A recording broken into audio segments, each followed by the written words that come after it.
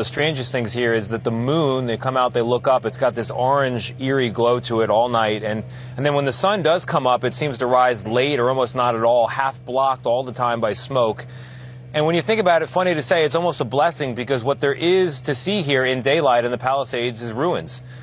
Palisades happens to be where my wife grew up. Let me tell you about it. It's known as the little town in the big city. It's something, as one resident told me, is straight out of a Hallmark movie, the kind of place where you can't go anywhere without seeing 10 people you know. And now everyone is doing the same thing. They're trading notes about what's been lost. Much of downtown, multiple churches, a synagogue, schools, the library, and above all, homes. Home after home after home. And every one of those homes is a personal story. It's the setting for an entire life.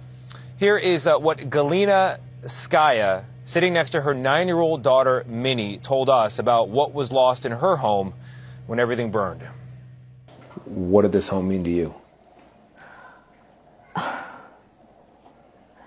I think, unfortunately, there was too much tied into this home for us. It was the American dream for me. My parents came here from Ukraine. We had nothing. I worked my whole life. My husband, we worked for years. We were so excited to move to that neighborhood, and it's gone. What she regrets the most, also, she told me, is something that she left behind, a family picture, an original, a shot of her grandparents that now she says only lives in her memory. And memory is really the story here across the whole area. The Pacific Coast Highway, as you once knew it, is now something that only lives in memory. The Palisades Charter High School, where they film movies like Carrie and Freaky Friday, that's only in memory now as well. There have been some small victories. Overnight, the Sunset Fire threatened the Hollywood Hills.